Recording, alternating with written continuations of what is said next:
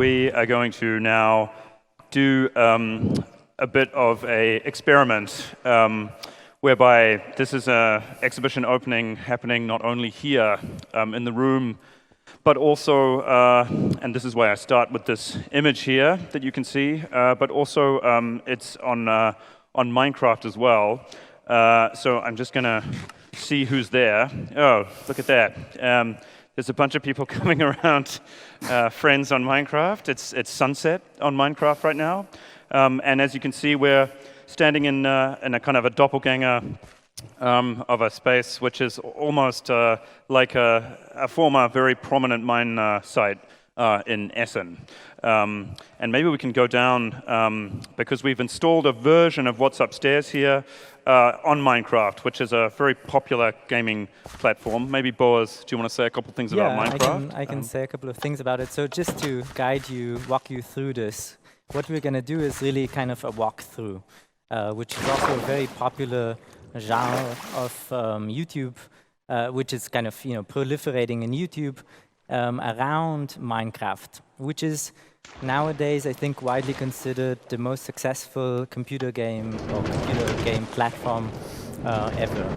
It has like 200 million users, and Minecraft vlogs or these type of walkthroughs are also, I think, the second most searched item on YouTube. So it's quite a giant cultural phenomena, and Minecraft was only founded in 2009 and launched officially in 2011. You can see us. We're going under the in the mine, actually, down the mine shaft. So it's a game which, in gaming, it's described as a sandbox game. You basically, there are no rules, there are no goals.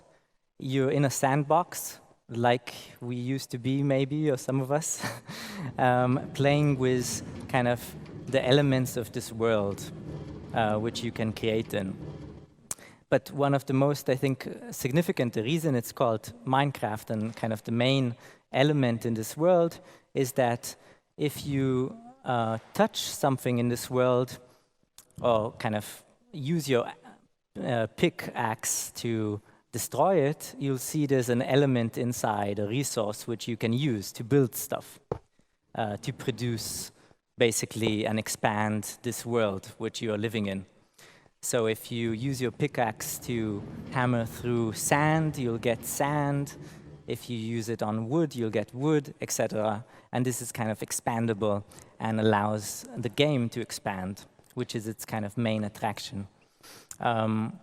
So as I think Susanna already mentioned and Simon mentioned, this talk is kind of, everything today is weird. I mean, the whole situation we are sitting in, but also this talk which is going to take place both in the walkthrough and in the slideshow and in this hall, which we are in right now, in the real world, as they say.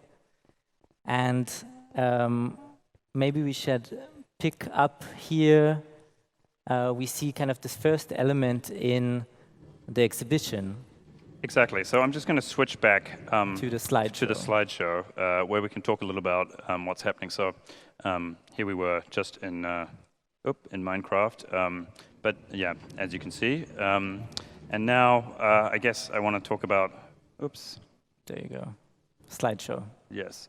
I want to talk about that piece that we're in the show with. This is an artwork here called the Amazon Worker Cage. It's a piece that I did, in 2009. 2019. It's strange switching between zones. It's based on a patent that Amazon patented, Amazon.com, the retailer, where I guess, technology companies like Amazon patent several times a day, thousands a year. But one of them that they patented was this really crazy idea for a cage for a human worker that would go inside their, warehouses which look a little bit like this, where there are kind of shelving units on top of roboticized kind of other units that kind of organize these shelves. And it usually has no humans in this space at all, so it's a very dangerous space for people to exist. And they thought to make a cage where a human can sit inside, a little bit like this, was a way to kind of insert a human into the algorithmically defined space, which, of course, is in some ways a practical solve to a difficult problem, but in other ways is also brings you this very confronting object, which is really, for me, a kind of a sculptural description of a kind of relationship between human labor and different types of machinic groups. Would you say, Boaz? So maybe we can kind of rewind a little and zoom out. A lot of this exhibition, as you'll see, and if you've already seen it here in real life, is kind of zooming in and out on different scales, on the planetary scale and on the everyday scale of, dealing with software which we use on a daily basis, whether it's in our phone or in our, computer. So going back a little, I think if we start by, how did you get to dealing with the Amazon cage, which is kind of the starting point for the exhibition. Basically you had this invitation to do a show in Tasmania. Exactly. In a very special space. Maybe you can tell us a bit more about it. Exactly. So, as Boaz mentioned, I started thinking about doing this exhibition when I was offered a show at this very interesting space in Tasmania called the Museum of Old and New Art. It's run by this guy, David Walsh, who's a professional gambler. So he designs algorithmic systems that kind of beat gambling systems. So he kind of creams off the top of all sorts of gambling systems around the world, and with some of that money, he started a private museum. This private museum is in this very interesting building, which is actually dug out of a cliff face on the river in Hobart. It looks a little bit like this. So inside the walls are this kind of crazy raw rock, and you go down into the space to kind of get to the exhibition area. I was thinking a lot about these things, about the way mineral mining is connected to other kinds of mining, and different industrial paradigms connect up. I was reading a book by Shoshana Zuboff, which is, many of you may have also read, called The Age of Surveillance Capitalism. And there's a quote here that I was really thinking to. So surveillance capitalism, as she calls it, is a new economic order that claims human experience as free raw material for hidden commercial practices of extraction, production, and sales. Instead of mining the natural landscape, surveillance capitalists extract their raw material from human experience. So there's this kind of connection between people working and the value that they create, and the kind of naturalized raw elements in the ground. And so here we can we see a couple of elements which we already mentioned. I mean, first of all, mining, Minecraft, and this kind of conflation of metaphors between the extraction of resources and the extraction of data and the extraction of labor. No? So these kind of three elements were something when I joined Simon and was kind of a conversation partner in the process of working on this project. I think that was something we discussed would be important to highlight in the show. Yes. Because the invitation in the beginning, maybe to put this in some context, the invitation at first was there was quite a different idea of what the show would be about, no? It was, I think, when you first had conversations with David, we thought it would be a show about automation. Yes. Right?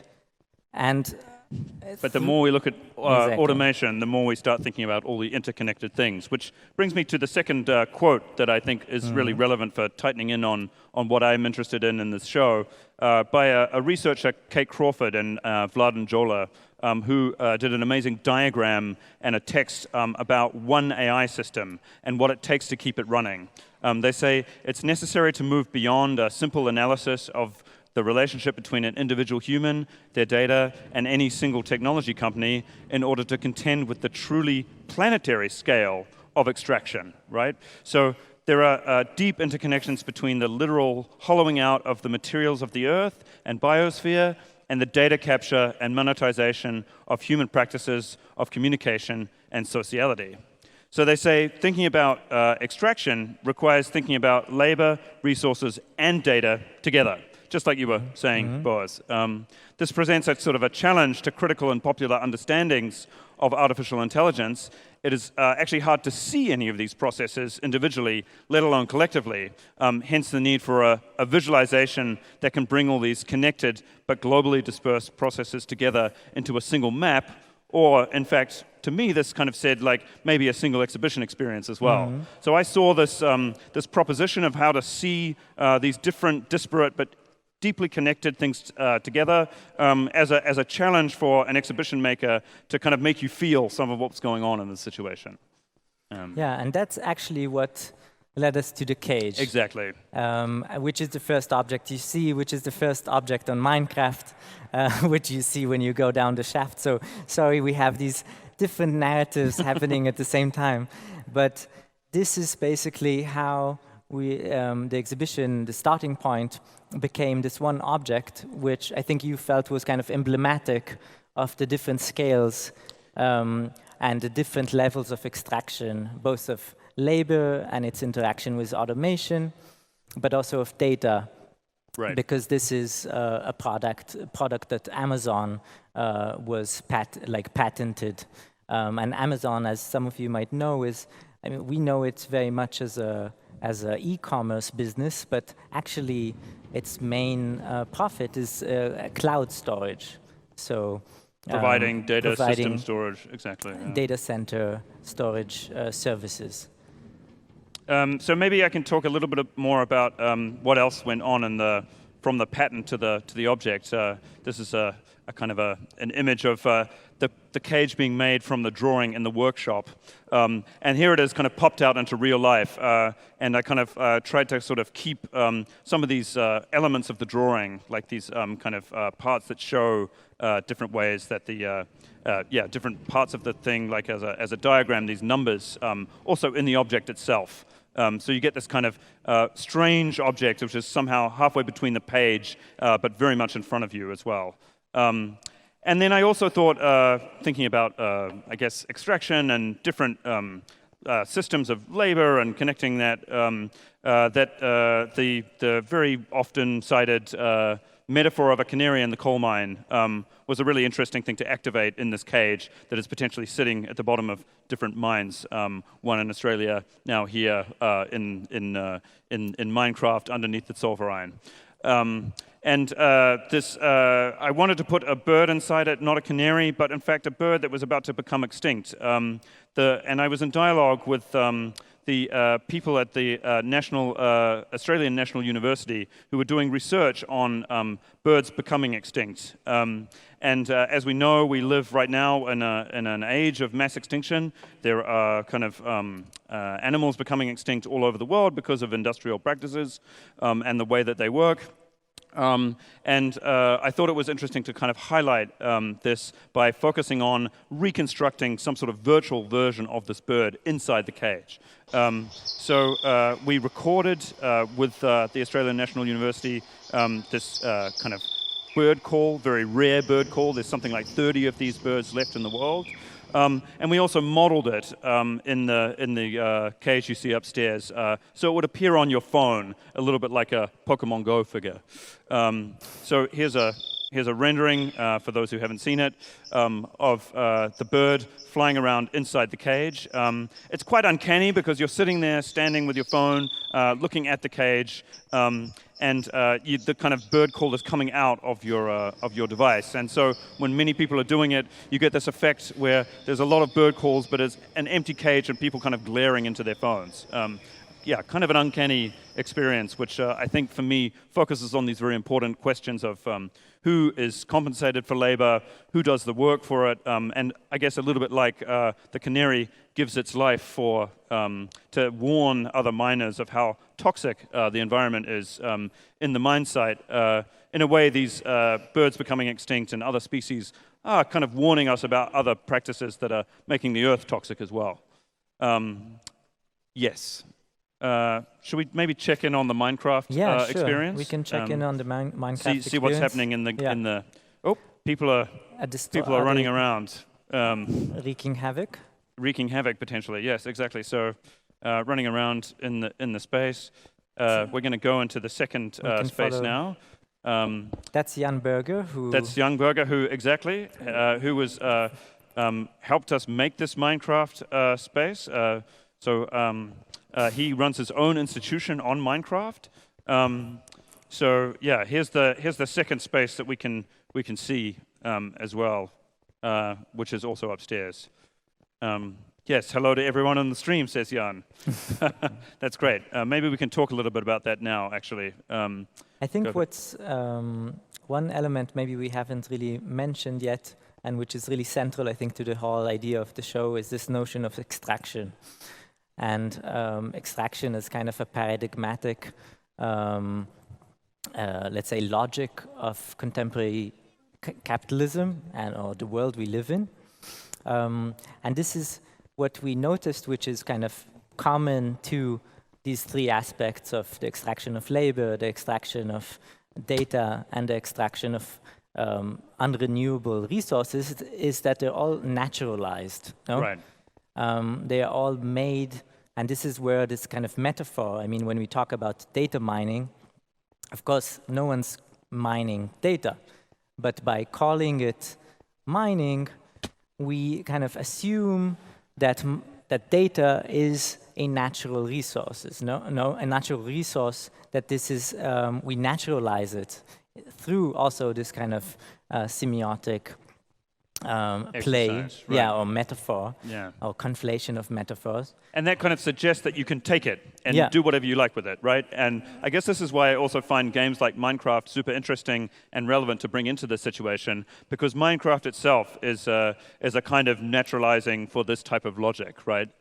Where you're kind of on the platform, everything in the world is constructed for you to extract from the earth and then kind of make these crazy different buildings from. It's very easy to do it. You get the tools to do it, and the world kind of basically exists for you to manipulate in that way, right? Exactly, and it's interesting because when you read kind of the literature around Minecraft, I don't know if there's a great New York Times article which documents from a couple of years back, which talks about all these kids and how much agency it gives, kids using Minecraft, because the game has no rules, supposedly, and people can kind of learn how to compute or how to basically use computational logic through the software of the game in a similar way to how old school kind of 80s games worked.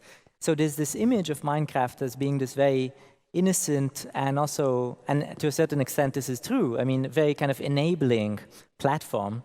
But then what that ignores is the fact that really, as you said, like the whole logic in this game, the logic which is kind of naturalized or habituated for players, is the idea that there are no rules, but the only kind of base ground rule is that of extraction. Right. Is the rule that the world is there to be had and to be, is to be seen as a resource which is to be mined and from which one can produce stuff. Exactly. So, which is interesting. I mean, I think the game has a lot of virtues, but that's an interesting aspect of this widely popular, like massively, people describe it as basically a game which has, this before and after Minecraft in terms of what gaming, as far as gaming goes. And I think one of the things is also that it creates these communities which can sometimes be very destructive. I mean, as we experienced like yesterday, the game was actually vandalized, so we had to Simon and the team had to rebuild it all. Right, exactly. Jan did this incredible job. Now he's standing atop one of the sculptures of quickly rebuilding it when people went in there to play around. But maybe it's good then to switch back to the slide this deck. space in the slideshow and talk a little bit about some of these other moments in the show. So just after you get into that room, you basically see this view. This is where we were standing, and there's this cardboard sculpture. I guess the rest of the exhibition is kind of made up of these giant cardboard replicas of machines that are used to automate mines. So mines now are becoming more and more, I guess, automated. You don't need miners in the same way that you did in the 20th century. Machines do more and more of the work. And some of these cardboard sculptures are depicting some of these machines that just basically take all the human labor out of taking things out of the ground. So I did these, cardboard reconstructions of them, but I also made these screens beside them also play the advertising that's used for marketing of them, slightly edited. And it's a very short clip, it's like 2 minutes long, but it gives you a sense of the tone of some of the advertising for these machines. Our suite of autonomy solutions that range from remote control to fully autonomous operation.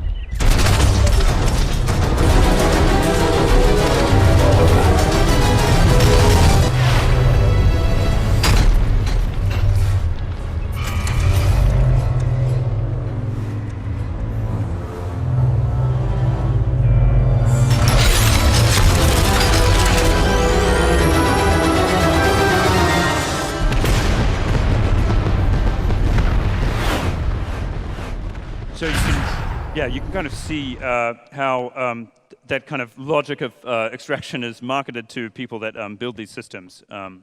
Another way that I think is kind of interesting to focus on in that space are these other cardboard sculptures, which also not only are, I guess, replicas of these machines, but they also are point of display units for another gaming instance in the exhibition, which is this based on this game here. Squatter. So a little bit like Minecraft, it's a game for naturalizing the use of resources. So this is perhaps the most popular game ever built and designed in Australia. Came out in the 1960s. The owner of the museum that I first did the exhibition at said he played it every day with his brother as a child. And it's essentially a sheep farming game. One is a farmer, one suddenly has land. It comes out of nowhere. You start with land, so you don't take it off anybody like it really happened in Australia. But then you kind of gather sheep, you develop your land into kind of perfect farmland, and then you kind of monetize the wool every time you pass go. A little bit like Monopoly, but for sheep. And these are the little sheep characters. And for this exhibition, as Susanna mentioned as well in the introduction, I made a kind of a version of that game, except swapping out the logic to I guess like a kind of a platform capitalism, surveillance capitalism dynamic. Imagery from gaming mining, but the logic and the kind of economic dynamic of data mining, let's say. And instead of collecting sheep, you kind of collect these little data stacks, which you put on top of these bird stacks. There's also, you play as a robot, which I actually based on a Nam June Paik sculpture that was in the collection of the Australian Museum.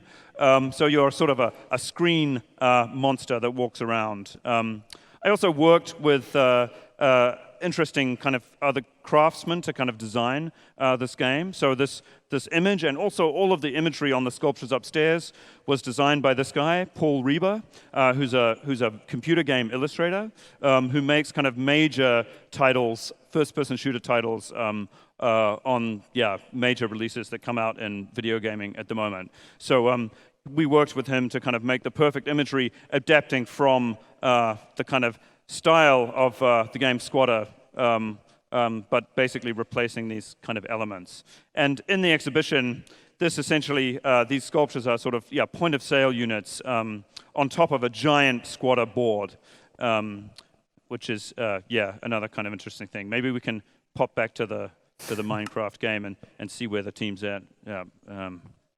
So we're walking through now these elements. We have a couple of people running around breaking things, which is cool. Here we also have a display of the game in Minecraft. And another element which maybe is the last thing that we can kind of talk about, give an introduction to, are these drawings which are up there in the exhibition as well. So maybe I go back to here.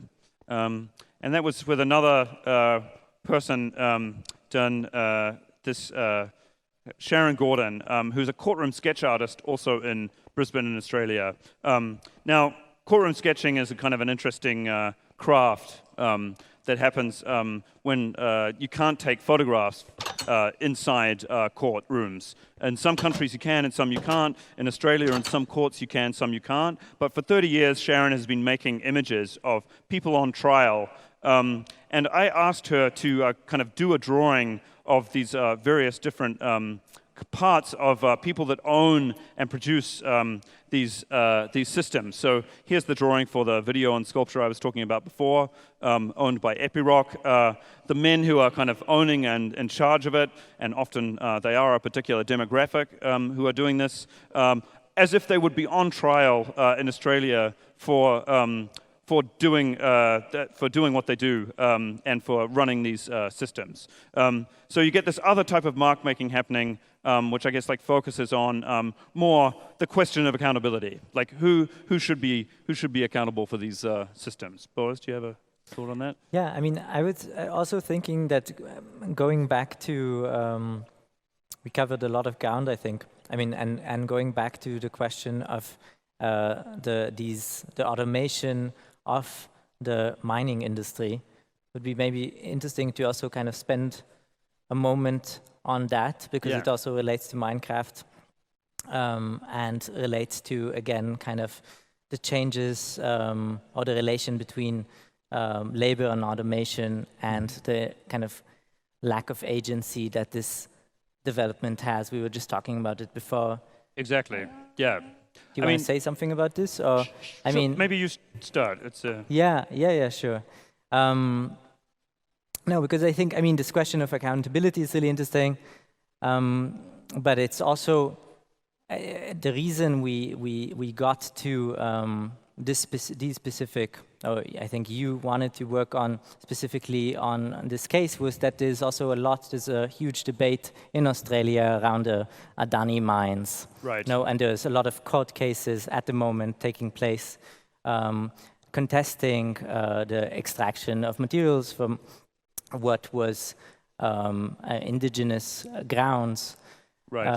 And again, that was an interesting kind of moment where we realized there was a conflation of so many debates and aspects of this discourse. I mean, on the one hand, this question of accountability and how to make people accountable in this situation where you're talking about kind of planetary extraction. What does that even mean? You have really direct kind of conflict between an indigenous population and a mining company. And at the same time, this mine was rolled out as this kind of highly automated, one of the first supposedly fully automated mines.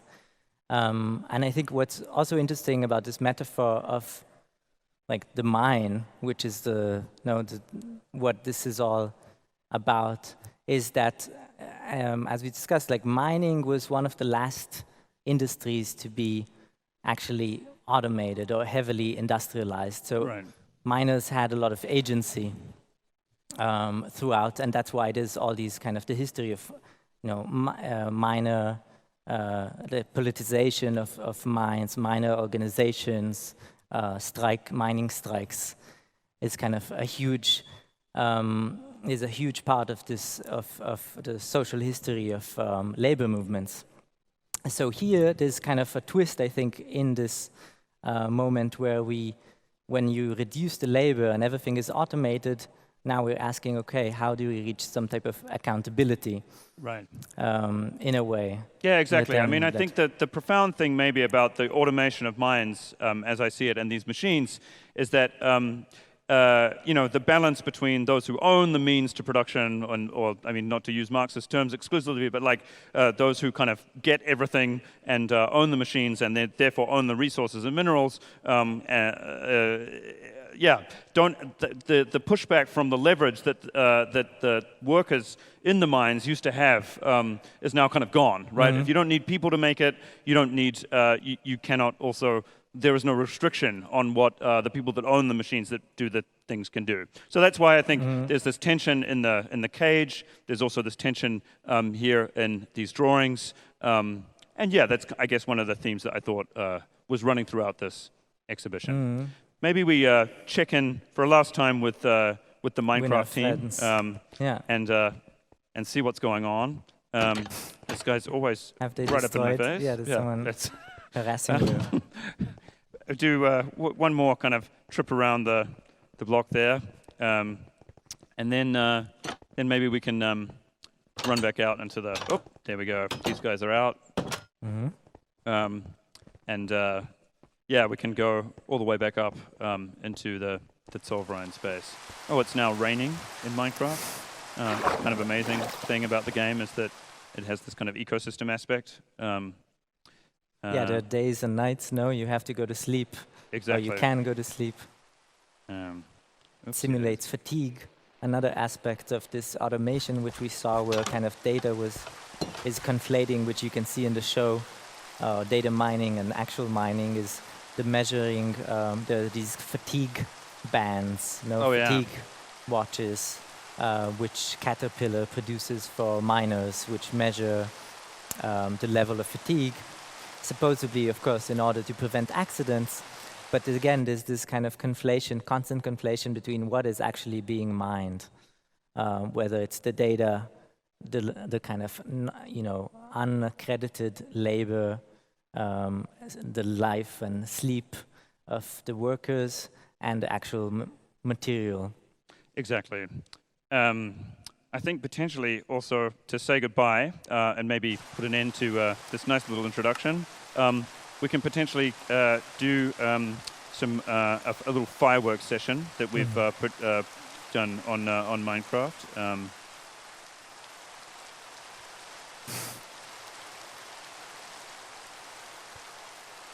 So as you see, Minecraft has also this kind of code line actual code interface where you can type commands. So I guess to officially call this exhibition opening open, here's this fireworks display. Thank you very much for your attention. Thank you. And thank you so much to Jan Berger also for making this amazing Minecraft event. Incredible. Yeah. Okay. Thanks. Thanks for being here in real life and online.